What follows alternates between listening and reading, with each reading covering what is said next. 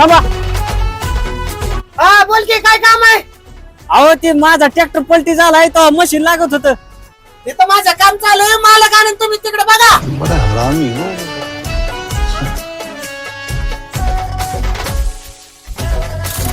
ओ मालक, बोला की. अहो ट्रॅक्टर पलटी झाला, मशीन लागत होतं तुमचं. आता चालू तासात कसं द्यायचं काम आहे तुम्हाला? बघू नंतर जा. भेटन का नाहीच मग? नाही आता चालू तासात नाही भेटणार, बघू नंतर संध्याकाळी.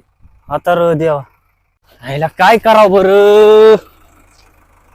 कसा कटवा या ड्रायव्हरला मालकाला?